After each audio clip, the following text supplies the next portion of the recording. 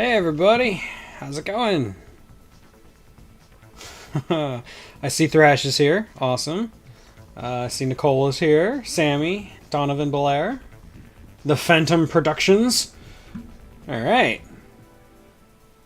Oh man, thank you. I don't believe I'm a goat, but I appreciate the sentiment. While we wait for a couple other people to trickle in, let's talk a little bit about Jekyll and Hyde. Yeah, I'm wearing the appropriate hat. This is the 1920 version. It's one of the earliest versions, but there were a lot of silent movie versions of Jekyll and Hyde. This is the one that was done with Lionel Barrymore, brother of John Barrymore, who's the grandfather of Drew Barrymore. So yeah, that's where we are. That's the movie we're covering today, and it is a silent movie, so you're going to be listening to a lot of my own music in the background. Just because I didn't want to play the music that came on the DVD, because you never know when you're going to get copyright hits for random stuff. On the last movie I did, The Brain That Wouldn't Die, I actually got a copyright hit from whoever made, I forget the channel that owns Whose Line Is It Anyway, because they had used a clip from the very same movie as part of one of their improv skits. And so because they used a public domain movie and they used a piece of it in one of their skits, somehow that means I got a copyright hit for it? It doesn't make any sense. Anyway, and Wing It Productions is here. Woohoo! Alright, and John actually did make it. The original story was written in 1880 something. Robert Louis Stevenson. It's very Victorian. You don't even find out that Jekyll and Hyde are the same person until the end of the book. But yeah, it's a really interesting, and we'll talk more about it when we get into it. Yeah, don't worry, Sammy. The copyright hit wasn't that big of a deal. I mean, I didn't get a strike or anything. It was just a dispute, and I just let it go. Whatever. I don't really care too much about the monetization. It's not like I'm making a lot of money on this channel. I can challenge it, I know. It was like there were a bunch of other disputes too about the music, and honestly, I didn't feel like fighting it on that one, because these live streams, like, I get a lot of people watching it right here, like right now at the time that it happens, but not a lot of people go back and rewatch them like after the fact. So like any monetization I would get from them would be pennies anyway, so it's not worth the effort. Yeah, I like Whose Line too. It's one of my favorite shows. Yeah. Let's see. Phantom Productions is telling me that I make some of the best sci-fi classic reviews on YouTube. Oh, thank you. The only possibility of you being outdone is if Oliver Harper started reviewing older movies. I do really like Oliver Harper, and he's probably one of my inspirations, if I'm honest, for this channel. Okay, so no more talking. Let's get to it. Let's see. Oh yeah, it's still all loaded up and ready to go. Look at me, I know how to use OBS. There. Let's see if that works. There we go. This is a movie about duality. If you didn't already have that figured out. So yeah, this is a silent movie. I'm going to be talking a lot. I don't have to worry about talking over the dialogue, which will be a nice relief for me. Yeah, there is one guy just like right in the way. What are we gonna do about him? So yeah, John Barrymore. I thought it was Lionel Barrymore. Oh, maybe it's John Barrymore. Maybe I'm wrong. Maybe it is the grandfather of Drew Barrymore.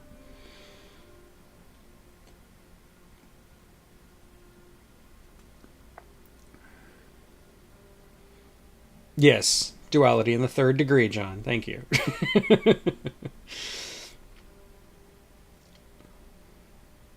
So Dr. Jekyll is progressive and moral and selfless, and Dr. Layton's just but he's also like he's kind of a mad scientist. He's really, really focused on the science, and he wants to push the boundaries of science.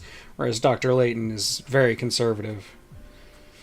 Just, it's the first conflict of characters, but not the last. Now, there are a couple of different ways of looking at the movie.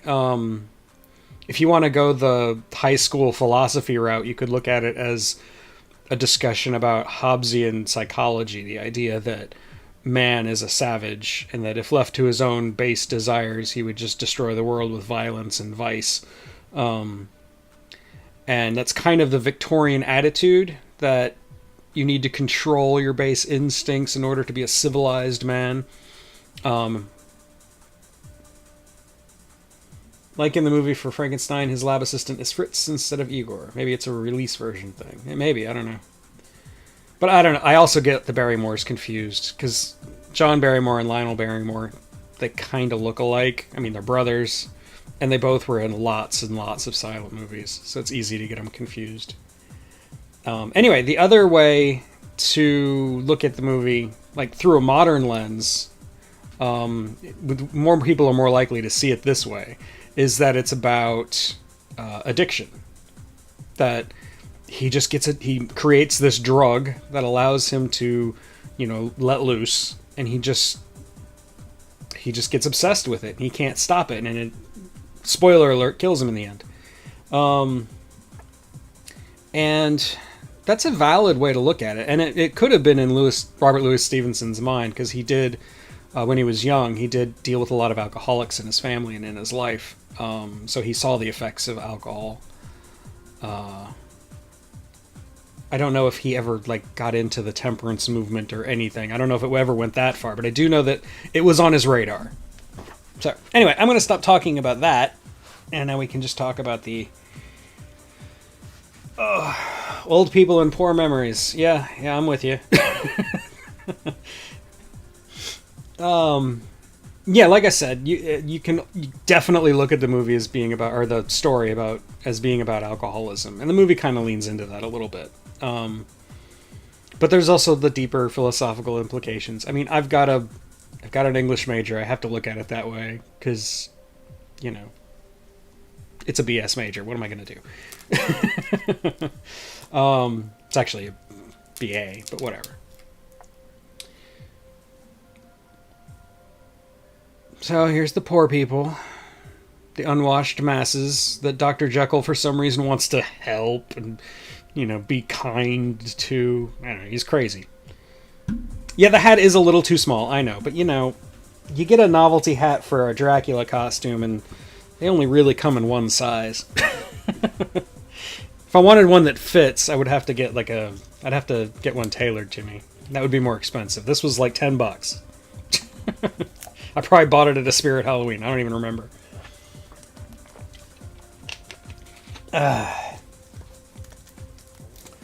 No. I'm self-deprecating, but I do see the value in being an English major. Don't get me wrong. It's allowed me to do this, which is fun. And like I said, I get some pennies. It's great. Totally worth it.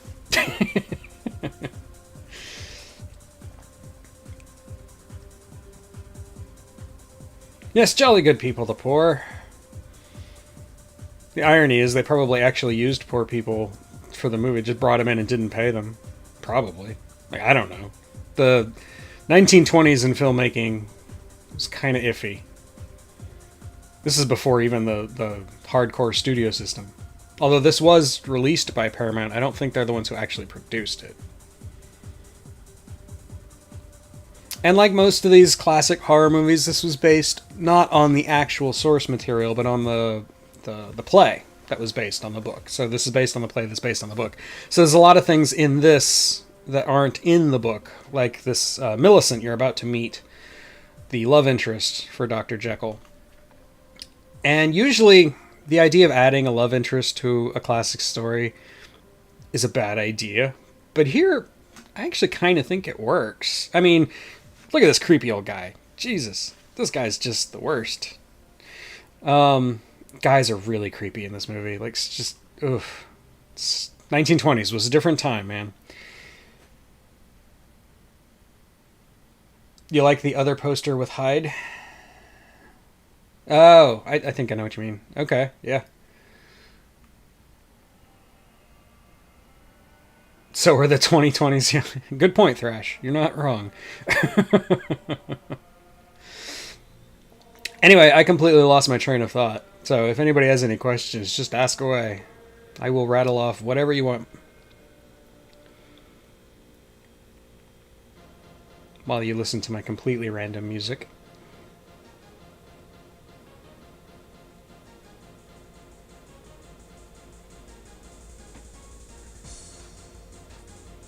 There's a modern adaptation with a love interest who prefers Hyde. That's interesting. Like, okay. I haven't seen any recent adaptations. I know they exist, but I just haven't seen them. I mean, unless you count League of Extraordinary Gentlemen, which you shouldn't. I love that movie, but it's terrible. How many times have I seen this one before? The 1920 version? Once? Maybe twice? Yeah, I saw it once, like 10, 15 years ago, and I watched it again just yesterday, just to prep for this. Yes, John, we're all old. The 90s still counts as modern. It's okay.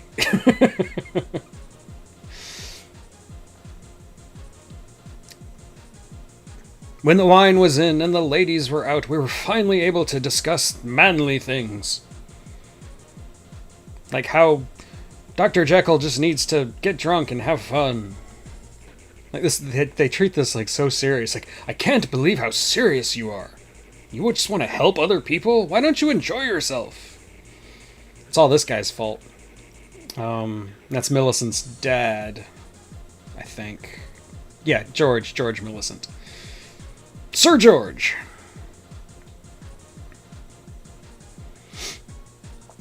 And that guy's wearing way too much makeup.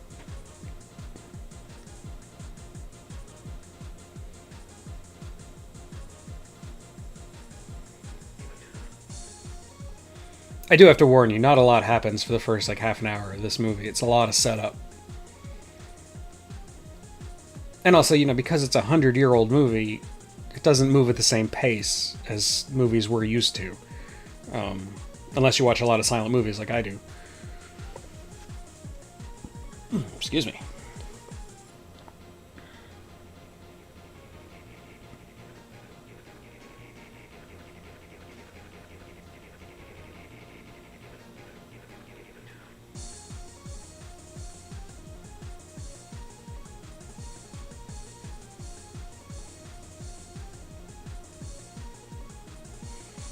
Have I ever seen...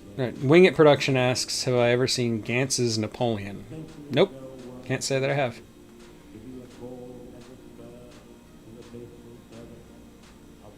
Ah, Winston. You wish Nosferatu was just black and white. Okay, Sammy says, looking at this, I wish Nosferatu was just black and white. Not saying the blue and green filters are bad, just the black and white looks creepier and more atmospheric. I agree. And we can talk more about that when I cover Nosferatu next month. So yeah, for anybody watching, next month I'm actually doing 2 of these. I'm going to do Nosferatu and Night of the Living Dead for October. Because, you know, it's October. Us YouTubers have to respect Halloween. I have to wonder, was it harder to tell what counted as too much makeup when it was a black and white film? Asks Nicole. Yeah, a lot harder, actually. And if you ever see a color picture of what they looked like when they were filming in black and white, the colors are crazy wild and not at all what you think they are. Because they found ways to highlight contrasts with different colors. And so you would see a lot of people wearing bright blue instead of white. So like his shirt and napkin that he's got on his collar were probably blue, not white. And they would put tons and tons of makeup. It would be just caked on. And usually it was applied by people who normally did theater, which, you know, a lot of the same idea that you had to exaggerate the makeup so that everybody in the audience could see it. And that carries over into old silent movies like this. You see a lot of that. And yeah, it was a lot harder to tell. I mean, you couldn't look at what was actually being filmed until it was developed. Like, there was no dailies back then. It took weeks before they were able to actually see what they had filmed. So by then, they've already moved on, because they film these movies in like 2 or 3 weeks. So by the time they're done filming, they haven't actually seen a single frame of the finished product. It's not going to be a double feature, Donovan. I'm actually going to do it in two different times. I'm going to do it in 2 different Sundays. I think it's... Let me look at the calendar real quick. I think it's like the 8th or... Yeah, the 9th and the 23rd. And then all the other Sundays will be devoted to my usual sci-fi classic reviews. The set of Island of Lost Souls. Yeah. That is definitely one of my favorite movies, Thrash. I did do a review on it a long time ago. I might want to remaster that one. Yeah, the Addams Family house was pink. Good point, Nicole Baker. Yeah. In some angles, says Sammy, this Mr. Hyde looks creepier than the Frederick March version. I actually agree. I kind of really like this Hyde. I mean, the hands are ridiculous. I mean, they're obviously just prosthetics. You even see one fly off of his hand at one point. But the facial expressions that Barrymore makes are so creepy and just... And towards the end, like right at the climax of the movie when he's with Millicent, that is actually kind of scary. I'll give him a lot of credit for that. Why did I think it was Lionel Barrymore? I'm just like kicking myself. John Barrymore. It's written right there. I can see it. John Barrymore.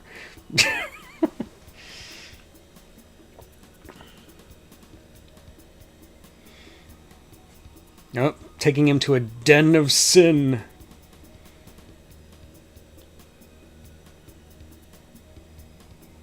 I love the top hats and the cloaks. Even a couple of walking canes.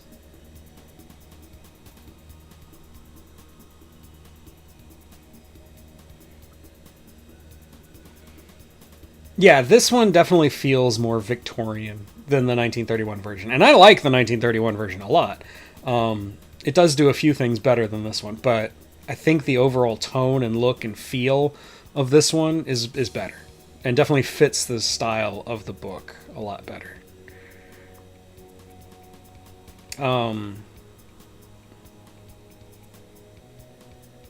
Victorian clothes were definitely one of a kind, Nicole. If I had enough money, I would buy myself a Victorian suit and a walking cane and a real top hat that actually fits my head. Yeah. This isn't even really a top hat. It's, I mean, kinda. So this is the Victorian equivalent of a strip club, basically. And even see the owner in a second. Oh yeah, I'd hate to be wearing it in summer, but at least in London, even the summers aren't that hot. I mean, it's London.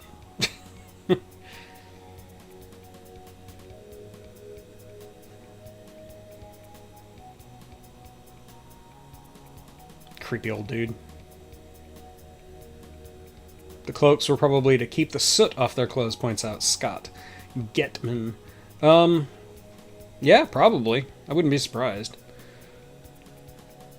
It's a very, very dirty time back then. Yeah, the eyebrows on that guy, just like... Why did they do that?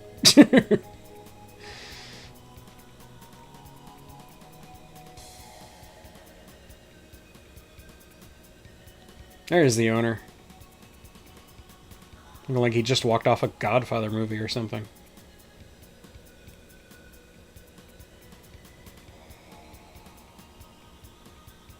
Yeah, true. 1920s summer was a lot cooler than 2020's summer.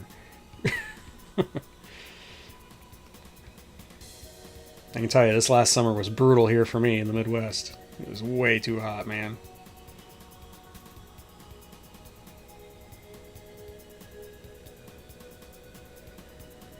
I want you to go to that creepy old man. That's your job. Again, with the creepy old man.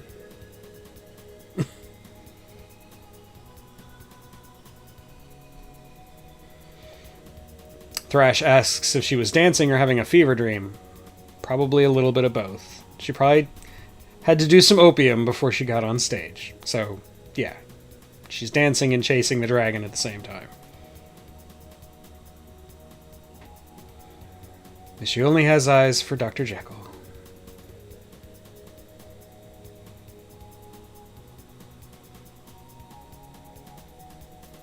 every once in a while, as Dr. Jekyll, he looks like John Cusack. Which is interesting because as Mr. Hyde, he looks more like Nicolas Cage. I'll point it out when it happens. There's one shot where he could spitting image of Nicolas Cage as Mr. Hyde. It's great. And honestly, I would love to see a Nicolas Cage version of Jekyll and Hyde. That would be a lot of fun. I mean, who wouldn't want to watch that?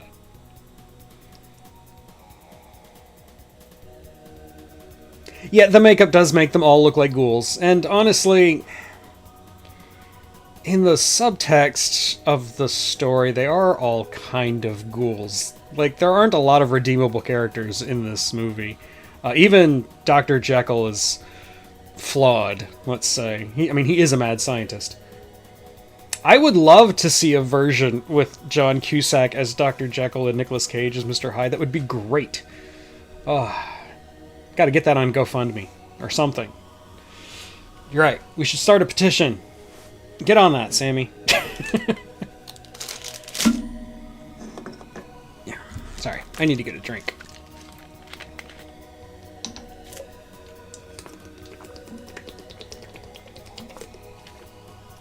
Also, another reason I turned off the music that comes with this DVD is because it wasn't even that good. And it wasn't, like, synced to the movie. So, I mean, this isn't synced to the movie either, but I don't know. I didn't like it. It was just very generic, old-timey silent movie organ, and it didn't work for me. It was too, I don't know. I mean, this doesn't exactly fit the feeling of Dr. Jekyll and Mr. Hyde either, but, I'm just saying. Oh, good. We've already got a signer for the petition. Nicole will sign it. I would too, most definitely.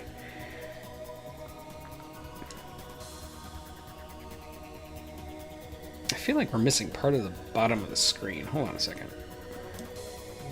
Sorry. Gotta move it around a little bit. There we go.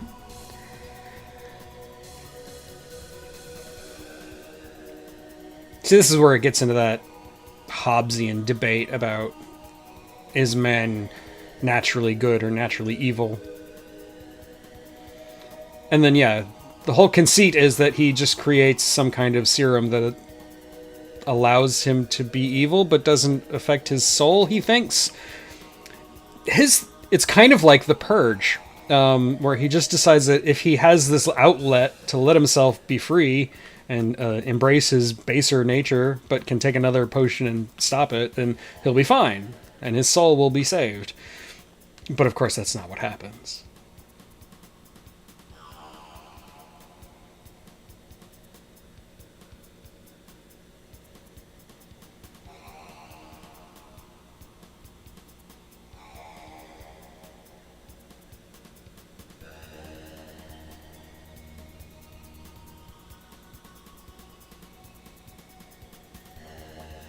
Looks so intense. He's coming up with the chemicals that will allow him to be free.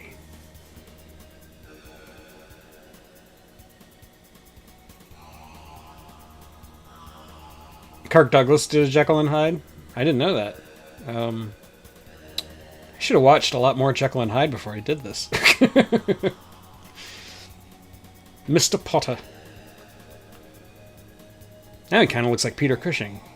I don't know. He just turns into all kinds of actors I know. That's true. Rob Zombie did use scenes from this movie in Dracula. Ow.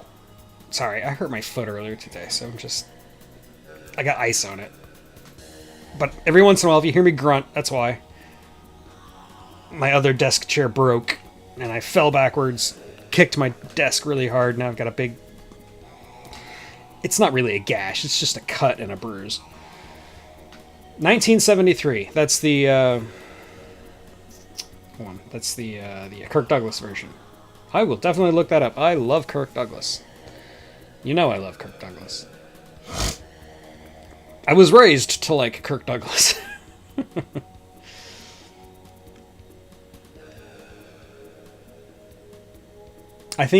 John says, I think the element of regret being missing underlies the premise of purgation. There's an element of dogma to that notion. Yeah, I can see that.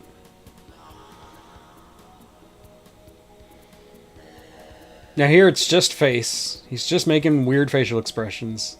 There's no makeup yet. Now there's a tiny bit of makeup, but not a lot.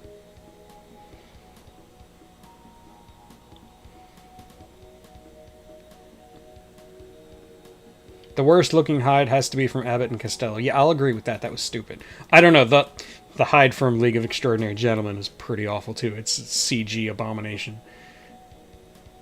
Kirk Douglas was a national treasure, for sure. There we go, the famous finger shot. Yeah, and those are just rubber prosthetics, one on each finger. And like I said, in a minute you're actually going to see one of them fly off. When he turns back into Dr. Jekyll, just pay attention. You'll see one of the fingers just flying off the screen. It's great. Oh wait, I guess he leaves first, and then he's going to come back and turn back into Dr. Jekyll. Yeah, he just reinvented absinthe, basically, yeah. I can understand why a lot of people look at this as an allegory for alcoholism or any other kind of addiction, because, yeah, that totally makes sense. A TV movie from 1970 was with Jack Palance. Jack Palance? Is it Palance or Palance? I'm going to say Palance. I love that look. The way he tilts his head back and opens his eyes really wide and just grins like a crazy person. I love it.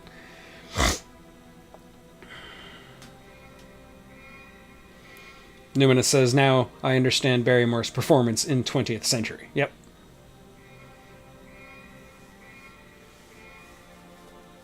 Christopher Plummer would be a good one too. You're right, Thrash.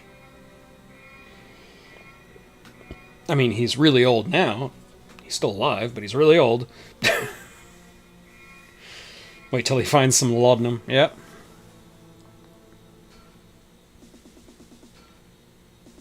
Now it's synced to the music.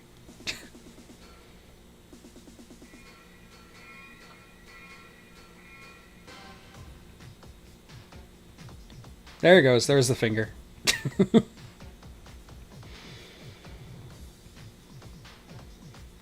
And again, this was the exaggerated theatrical performance. You know, just like go all in 1000%. Another reason why Nicolas Cage would be great. Plummer did pass? Oh, that's right, he did. Dang it, I'm sorry. I forgot.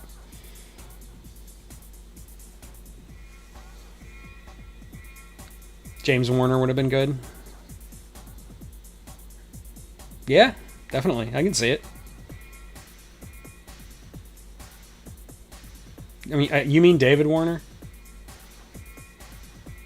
I mean, he did play Jack the Ripper, so it's not that far removed.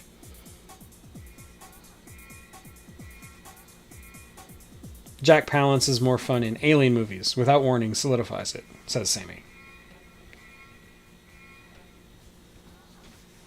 Yeah, he did look a little bit like Plummer for a second.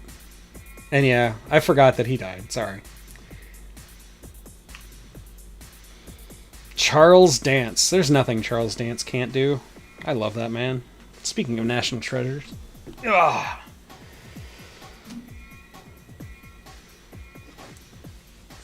And the friend named Poole. He's like his... kind of like his butler.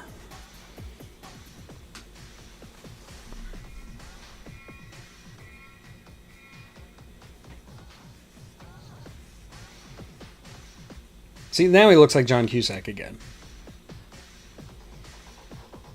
And he's got so much eye makeup. It's like Egyptian eye makeup or something. It looks like raw.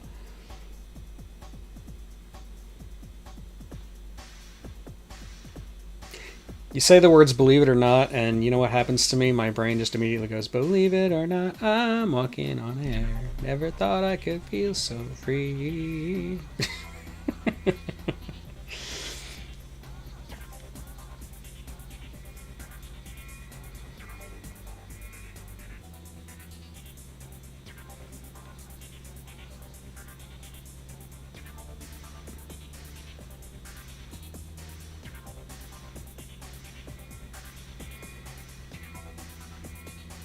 And one of the interesting things, there's other versions of Jekyll and Hyde that I've seen where it's obvious that Jekyll and Hyde are the same person, and the fact that people don't realize they're the same person seems ridiculous. But in this version, they don't really look like the same person, like, at all. I mean, you can kind of see John Barrymore in there, but there's so much makeup on him, and he's doing such a good job with the facial expressions and the hunched over look that you totally buy it, that nobody makes the connection.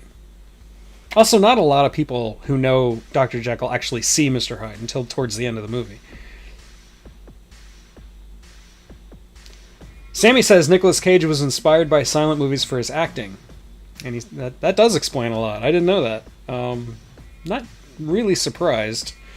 I know he's really into stuff like old silent movies, and Edgar Allan Poe, oddly enough, which is probably why he got to play him in that movie that I never saw, The Raven. Ugh. Bela Lugosi and Boris Karloff playing Jekyll and Hyde. That would be fun. Yeah, sure. There was a brief time I know a lot about the history of Lugosi and Karloff together. The amount of time that they actually liked each other and were willing to work together was surprisingly brief. They had a rocky relationship, we'll say. Oh, reaction shots. Yeah, there's lots of reaction shots. See, back to the Den of Vice with the mobster-looking dude. And, I think I already missed it. But yeah, you see that Mr. Hyde is definitely evil because now he's smoking.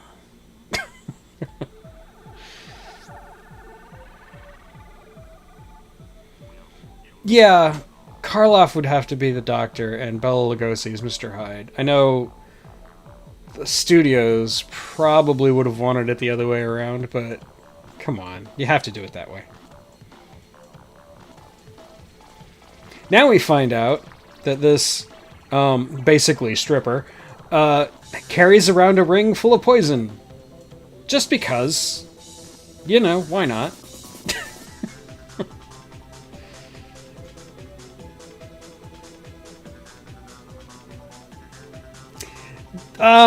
The relationship between Karloff and Lugosi was genuinely rocky. Like, yeah, they did play it up to sell tickets, but they really didn't. They liked each other for a while, and then they despised eeach other. That is real. That really did happen. There's lots of evidence to support it, including Karloff's family. They really get into how that affected them. And Lugosi got really bitter towards the end of his life because he made so many mistakes in his finances. He had this annoying habit of helping out everybody and, giving money to people who needed it. And so, and Hollywood didn't respect him for it. He was too much Dr. Jekyll, not enough Mr. Hyde. And then he started to get really, really bitter. And then he started to become kind of a bastard towards the end.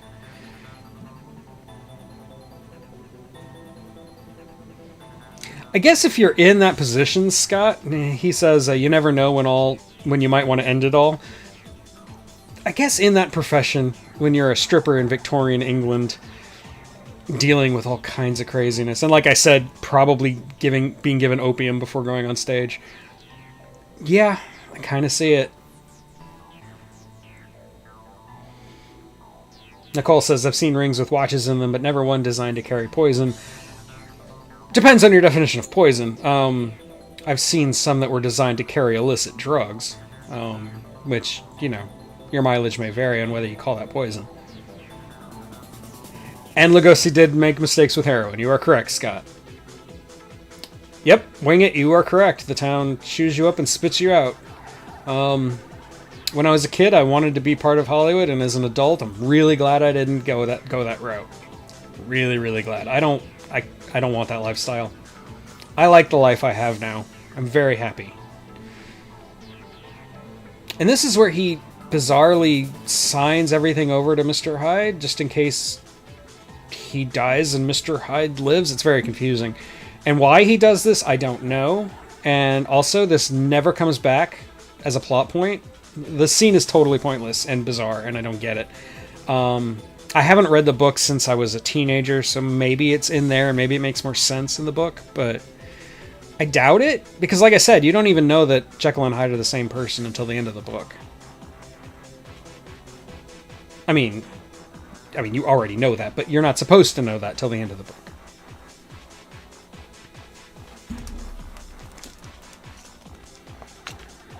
The Phantom Production says, "This is why I'm an independent filmmaker. I don't want to deal with that mess."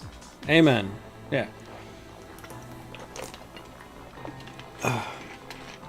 I'm currently working on a review of Flash Gordon, the 1980 version, and I talk a lot about Sam Jones, the actor who played Flash Gordon.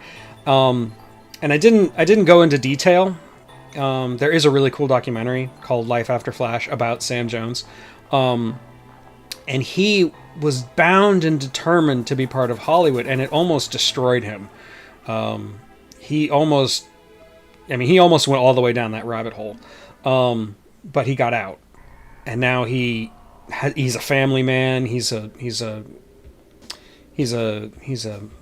community guy. He's religious. He's a bodyguard. Sometimes goes down to Mexico. And he just seems like a really nice, gentle man who's living a good life now because he actually got out. And I think that makes him a success. So, yeah. Like I said, I didn't really talk about that in the video. But that's how I feel. I was really impressed with what Sam Jones was able to do with his life after getting fired from Flash Gordon. I loved it as a kid too, especially Max von Sydow as Ming the Merciless. It was great stuff. And that Queen soundtrack, I mean, come on. But when I watched it for this review, it's rough. Like, I still find the joy in it, and I still see why it's great, but at the same time, wow. It may be one of the cheesiest movies I've ever covered on my channel, and that's saying something. I mean, I've covered some cheese. Yeah, I liked his part in Ted 2, where he's kind of playing like a parody of himself.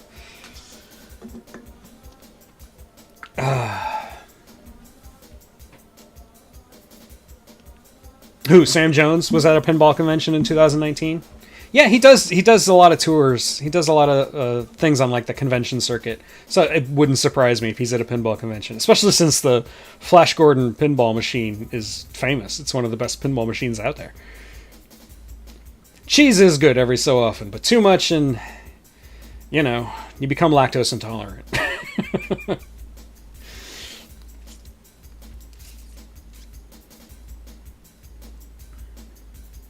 Hello, Baked Bean, you made it.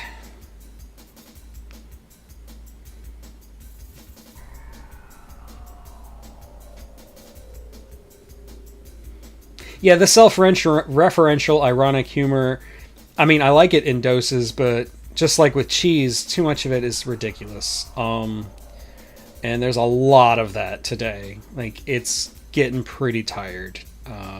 Everybody's got to be a sarcastic, wisecracking, winking at the audience kind of character. And, you know, sure, that worked great for Robert Downey Jr. as Tony Stark, but can we move on, please?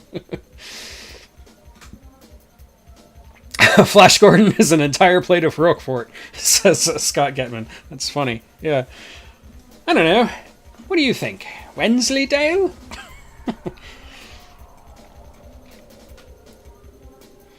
Dr. Jekyll renounces Mr. Hyde.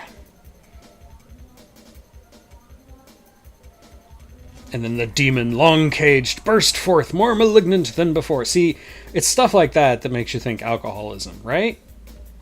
Especially if you've ever known an alcoholic in your life who's really bad when they're drunk. Yeah, that's kind of what it's like. The demon just coming out. Or like Johnny Depp's Monster, you know. Yeah, the new Werewolf by Night does look like it's got that kind of humor all stamped all over it, but at the same time, I want to see it. It looks fun. I can't. That's probably why they keep doing it, because I keep watching it. I can't help myself. Sam looked good in Stargate as Eris Botch. I'm assuming you're talking about the TV show, which I've never actually watched. I mean, I've seen the movie, but it's been years. Back when Roland Emmerich still had promise.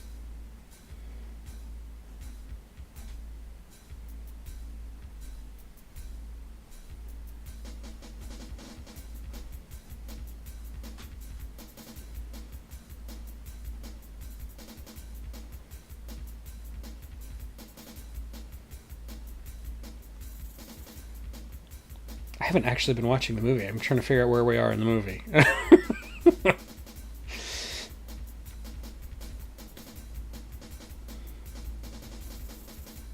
Oh, this scene. Okay. You got this guy who's freaking out like he's on meth, thinking he's got ants crawling all over him.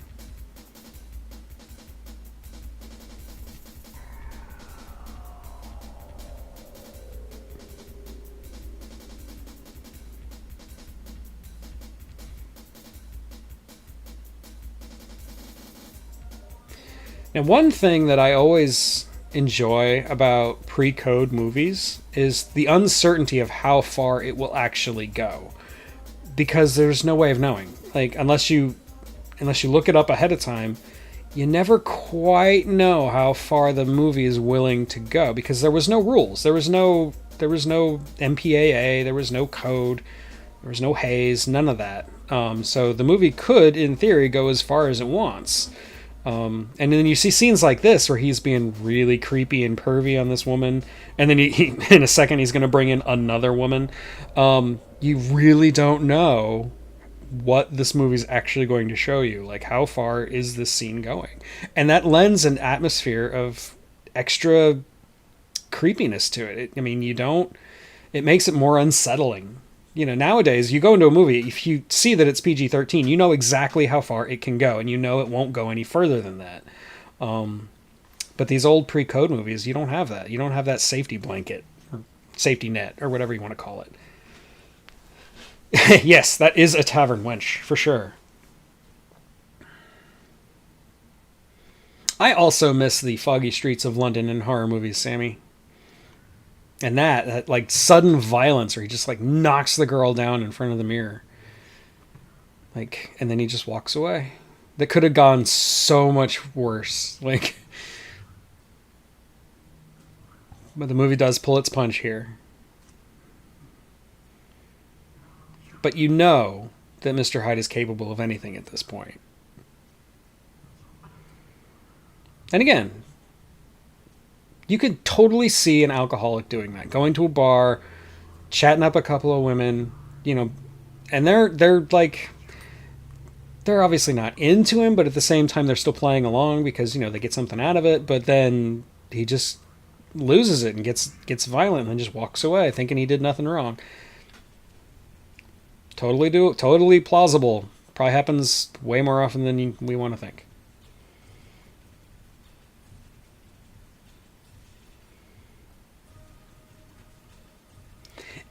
Baked Bean asks if the 1936 Sweeney Todd is worth watching. I don't know. I've never seen it. But knowing me, I usually answer yes to questions like that. I would say yes. But like I said, I haven't actually seen it, so I don't know. I did actually really, really like the Tim Burton Sweeney Todd. I think it was the last good movie that Tim Burton made. Unless he made Big Fish after that. I don't remember. But yeah, the Tim Burton Sweeney Todd is actually really good. I really like it. I mean, it is a musical, and it was not advertised as such, so you have to go in knowing that.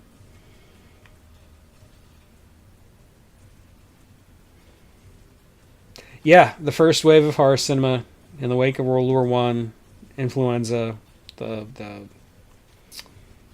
lethargica encephalitis or whatever. Yeah.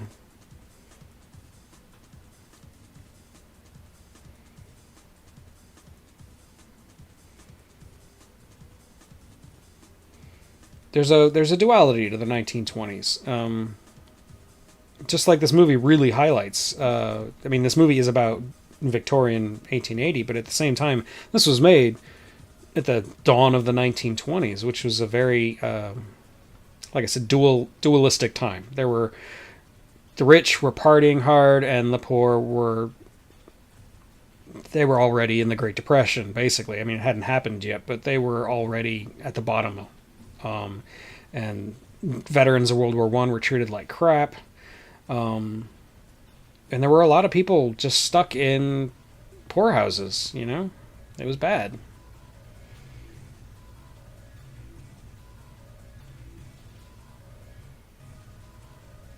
Yeah, Hyde is definitely an egghead with the big bulging thing on the back of his head. Looks like a baby who was just born or something, with a lot of hair, but still, it's weird.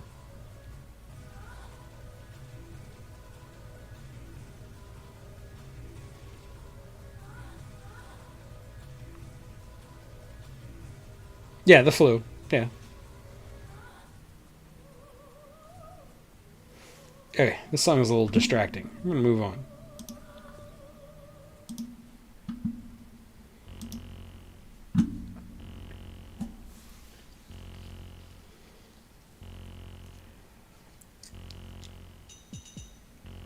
Yeah, this was 1920.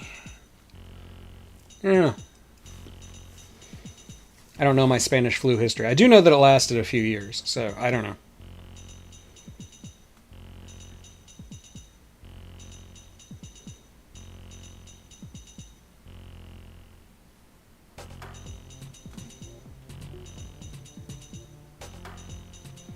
Yeah, poor Millicent at the end of this movie. She, she's lost her dad. She's lost her fiance. I mean, I don't know if they're actually engaged, but might as well be. Um, and just the horror that she's gone through, and she's basically just broken. That kid's into it. This scene is another one of those scenes where you're not entirely sure how far this is going to go. Because you see him being violent towards this little kid. And you're just like, holy crap, is the movie actually going there?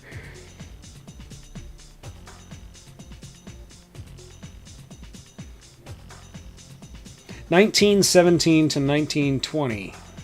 I will trust her. She's an ARNP.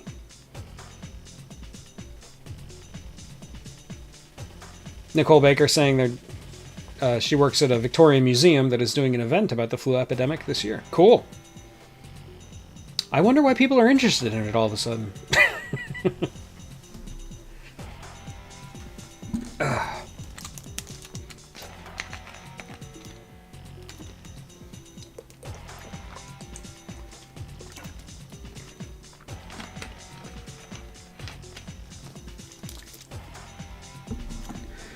I mean, the problem is if they made this movie today, they would probably have to make Mr. Hyde a lot worse. Because really, he doesn't do too much in this movie.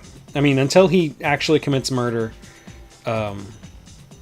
he doesn't do anything that... I mean, he's always like walking on that fine line between, you know, being a total jerk. I'm trying to find PG words to say what he's like. But, and he is doing bad things. I mean, he is assaulting women and children. But he doesn't really cross too many lines until the very end. And I think if they made the movie today, they'd probably try to make it more salacious, you know, make it much worse. Not just make the guy a creep and an abuser, but, you know, a serial killer, basically. And I think that kind of detracts a little bit. Like, it makes it more of a... Like, don't get me wrong. I love horror movies that go far. I don't mind shock cinema or torture porn. I'm all for it. It's fine. Great. But only where it needs to be. And this is not where it needs to be. If the movie were made today, well, Nicole, and like with somebody who knew what they were doing and who had the right heart, like was approaching it with respect, they could make it about mental health and more overtly about drug abuse without being salacious about it. I think that could actually work and could be done well. And that would be fine. Is the kid still alive? Asks Scott. I think so, but the movie doesn't really make it that clear. If you want to believe he killed that kid, okay. But then they stopped chasing him because he got behind a door. If he really killed that kid, I think they would have broken the door down. But, I don't know.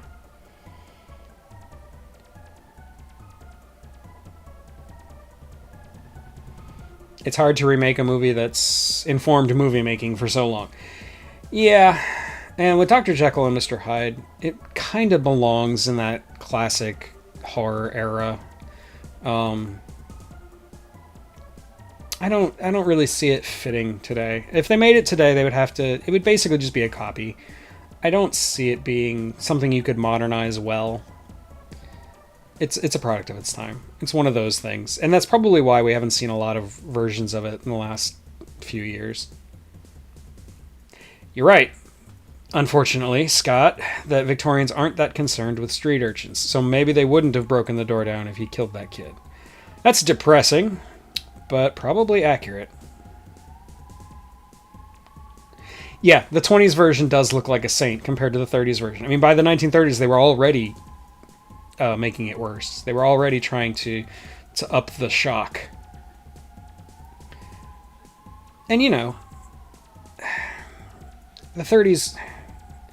In 1931, when Frankenstein killed Maria, the little girl, I think that changed a lot in horror. Where suddenly there were lines that you could cross, that you couldn't cross before. I don't know. Maybe that, I mean... I don't know if that's true or not. That's just me speaking off the cuff, but I could see that. Yeah.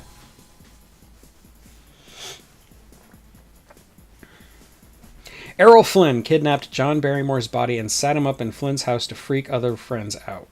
What? That's amazing that I don't know that trivia. That is the kind of thing I should have in my brain. I will not forget this, because that is amazing. This is the first time you see him transform without the serum and in front of somebody. And so now you know, unless the movie's about to end, which it's not, this guy has to die. And, you know, he's the one who was telling him to live a little. He's the one who gave him his idea. So in the morality play sense, maybe he deserves it. But I don't think he meant for him to do this.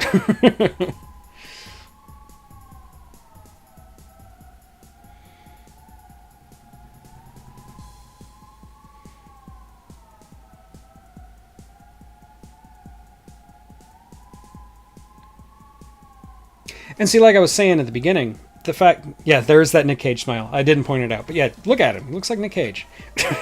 What was I saying? I've already lost my train of thought. Anyway, yeah, I totally lost my train of thought with Nick Cage. But yeah, thank you, Sammy. That was the point I meant to point out.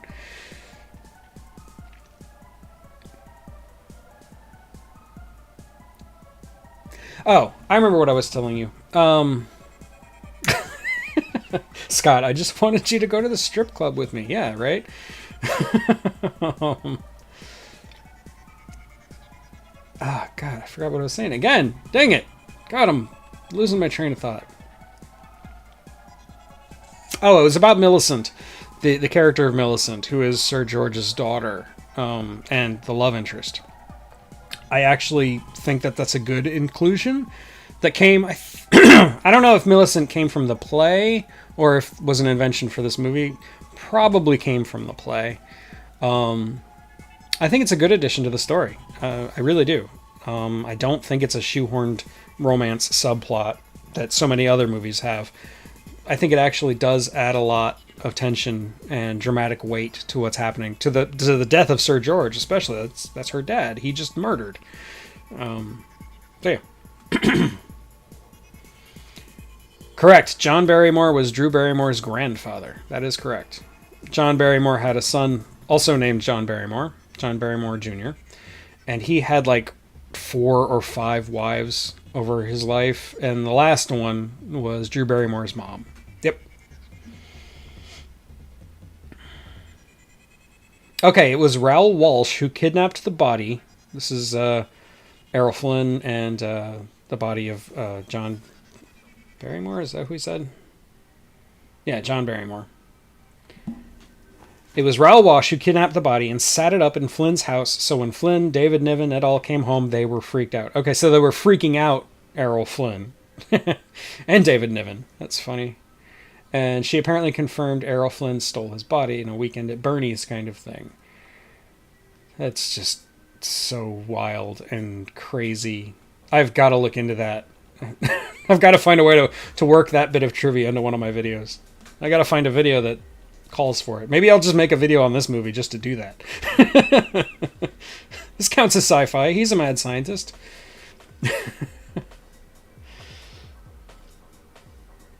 Yeah, I also, Scott, would have loved to have seen David Niven's reaction to the body of John Barrymore just sitting there at Errol Flynn's house. That is such good Hollywood lore. How have I not heard this story? That is so great. Quote, and I will say this, I hope my friends do the same for me. That is the kind of spirit I can get behind. Just prop the old bag up and have a few last rounds. That's great. They're walking through the streets of Soho in the rain, right? Yeah, Nicole, some of the stuff you hear about Hollywood is crazier than the movies could ever be. Like, I talk about how horrible the Hollywood lifestyle is and how much I don't want it, but at the same time, I love all these stories. They're great, and classic Hollywood lore is the kind of stuff I live for, you know? I mean, you can probably tell by the way I do my videos, but that's my thing, you know? It's my jam. Stories like that. The 20s had a way of making characters look creepy. The Man Who Laughs, Dr. Jekyll and Mr. Hyde, Nosferatu, Phantom of the Opera, London After Midnight. Oh yeah. Definitely. Somebody's Googling for me. Millicent was created for the stage play. That's what I thought. Makes sense. Because like I said, she adds more dramatic tension to the story. Without her, I can see it being a little less intense. I think having her in the story makes it better. I think it serves the story, serves the themes. That he's breaking his chance at a happy life through Mr. Hyde. I mean, in addition to the fact that he ultimately winds up killing himself, but still, all the things that he's losing because of it. I think having Millicent in there just adds a whole nother dimension to it, you know?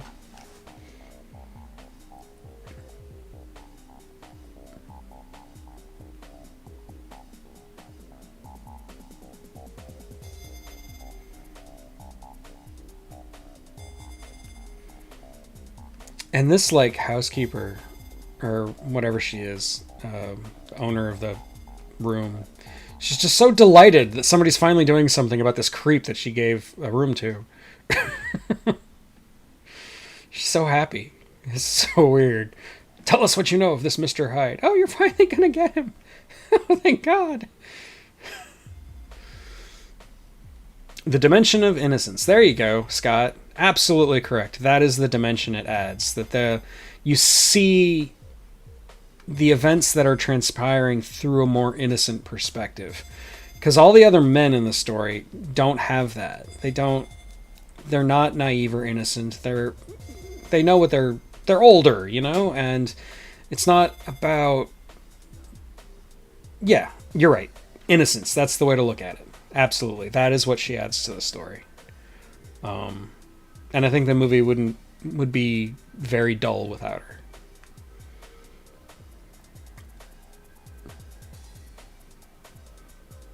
Now he looks like John Cusack again.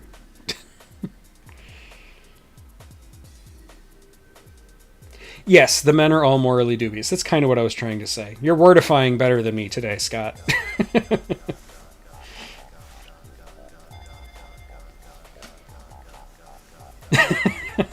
Exactly, Thrash. They attacked a rich person, so now they have to do something. That hasn't changed much, has it? I mean, I don't mean to get all political on you, but it is what it is.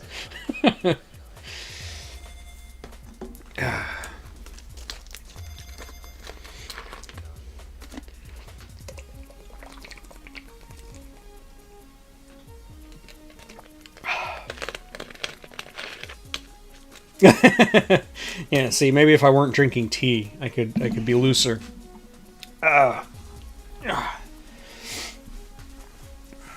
I've seriously got to figure out how to set up the Zoom and OBS together. I know how to do it. I just haven't done it yet because I'm lazy. But once I do that, I can actually have more people on. Like I was thinking like one or two other people, and we can all talk together. Because sometimes I get really self-conscious that it's just me talking. And for an hour and a half, 2 hours, however long these movies last, that kind of grates on me after a while. I start to feel a little embarrassed.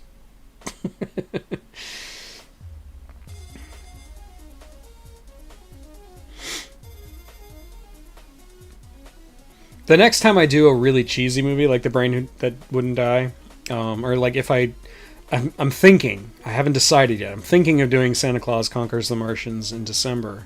I might have to drink, because I don't see how I can get through that movie sober. That movie's a hard watch. It's so ridiculous, but at the same time so dull.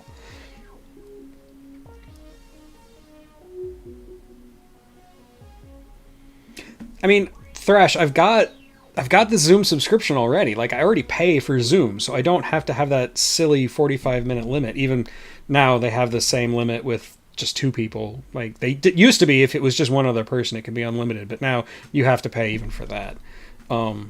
Because, Zoom. I think maybe that was the way it was before the pandemic, and then when the pandemic happened, that's when they changed it. But, yeah.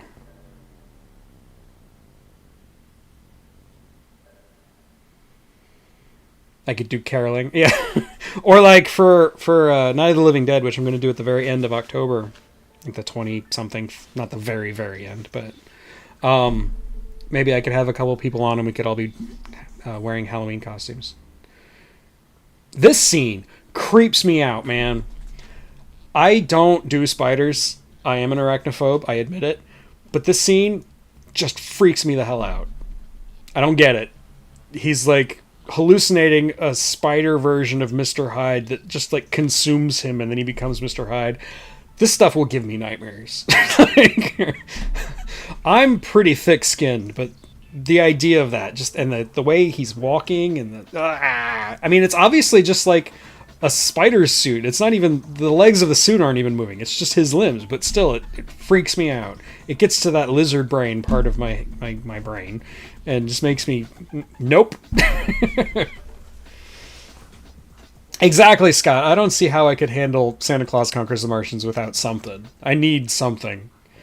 You need more of a Mr. Hyde to cover that. I fear you will never be welcomed without that top hat. Well, anytime I do, I mean, I could dress up as Dracula again, but whatever. That's what I did last year. It was like a Victorian Dracula.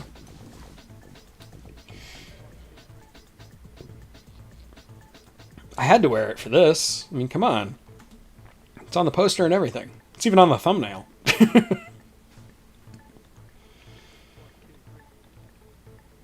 Oh, Eraserhead.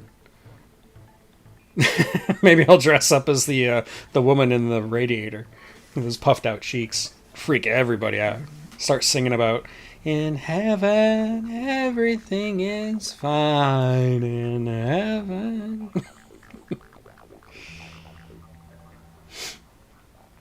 I'm glad you say that, Nicole. She says that she's okay with spiders, but that was horrifying. I'm glad you say that, because I thought maybe it was just me. Maybe everybody else would be like, it's ridiculous. It's just some guy in a spider costume.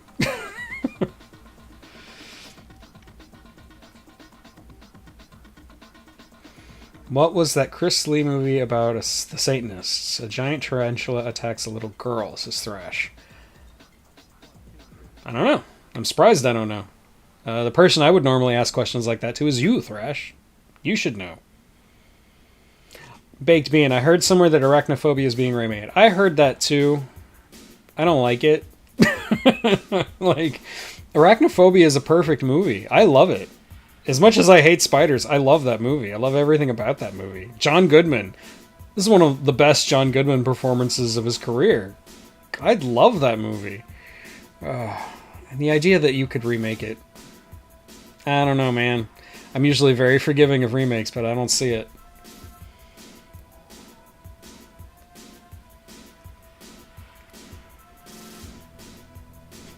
It is good to be friends with Jesus, John. What do you have against Jesus? Thrash, you want to dress up like Silent Bob? That'd be fun. You know I'd invite you, Thrash. Once I get it all set up, you know I would.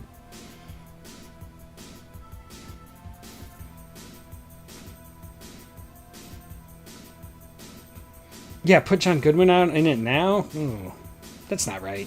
Although he was exceptionally creepy in 10 Cloverfield Lane. He was really good in that.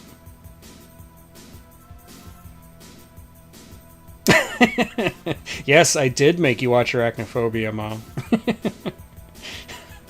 I've seen that movie so many times.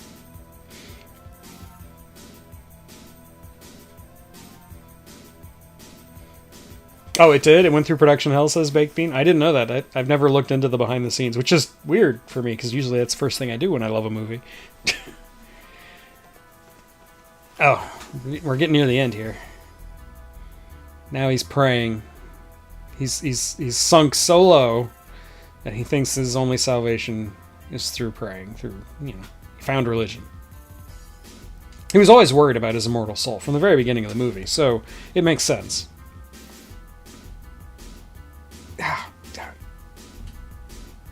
Oh, sorry. I really messed up my foot. Goodman was creepy in Barton Fink. Yeah, I mean, he's had a lot of great roles, don't get me wrong. And, Big Lebowski. John Goodman's great. I think Arachnophobia was the very first time John Goodman impressed me. Because before then, I just knew him as the guy from Roseanne, I didn't... Whatever. Prayer in silent movies looks like interpretive dance, says John. Yeah, a lot of what he does seems like interpretive dance, especially when it's set to this kind of music. Yep. Now just his hand transformed and he just freaks out. So you couldn't get this tension without Millicent there. Like, where would this be coming from?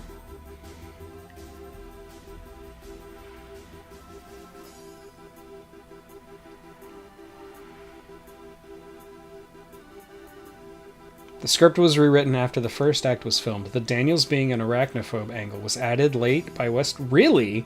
Like, that wasn't, like, the hook of the entire movie from the beginning? Like, wow. That's surprising.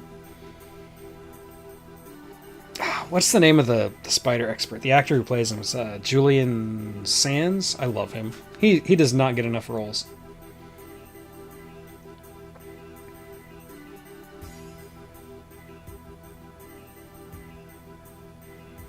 Yep, now she's alone with Mr. Hyde. And like I said, this scene is genuinely kind of terrifying. Here's that Nick Cage look again. I mean, look at that. How is that not Nick Cage?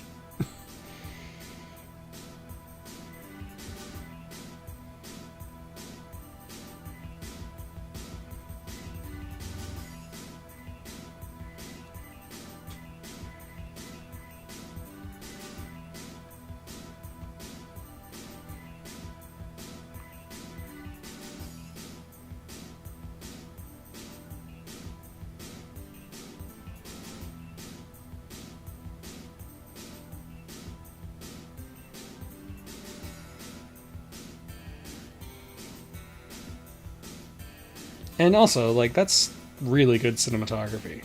Very well shot.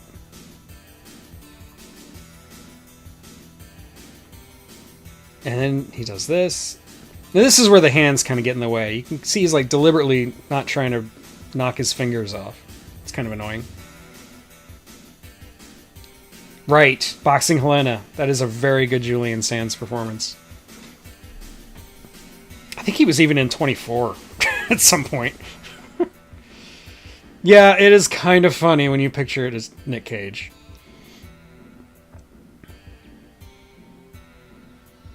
Now, granted, Marianne is kind of a stereotypical damsel at this point. But that's standard. You expect anything less from a 1920s horror movie?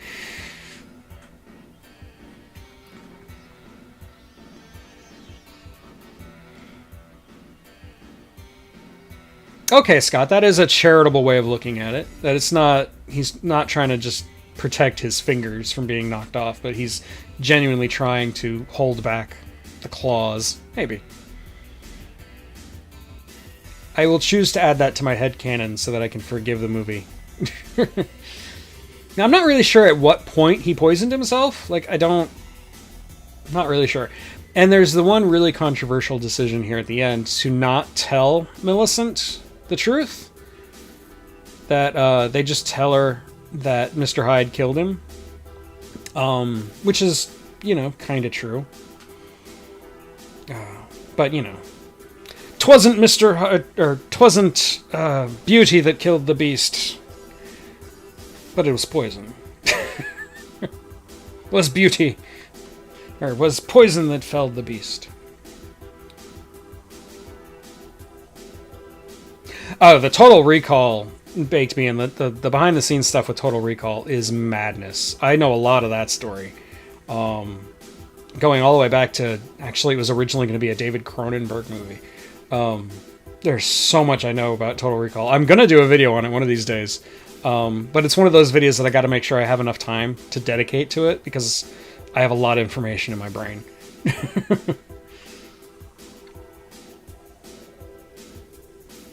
Right, John. It's like Darth Vader and Anakin.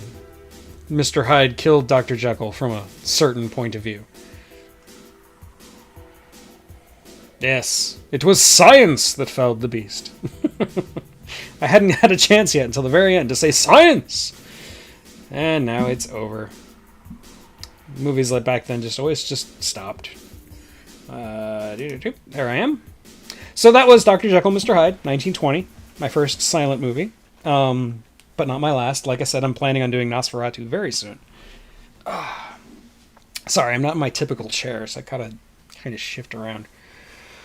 So yeah, next month we've got Nosferatu, and we've got Night of the Living Dead. Night of the Living Dead is the one where I'm going to go all out, where I'm going to wear like costume.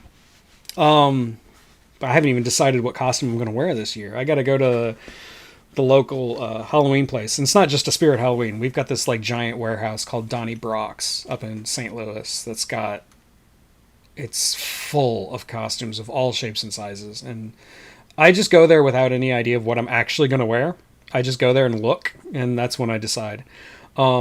I really wanted one year to get a Michael Myers mask from Halloween, but masks don't really work too well when you have glasses, and I'm very blind without them, so I couldn't do it. That outfit just wasn't made for me. Michael Myers with the mask on and glasses looks really stupid.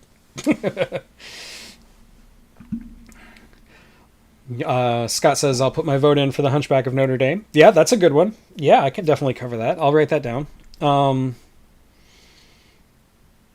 Nicole says this was interesting. Having not seen many silent films, this was nice to watch. I'm glad.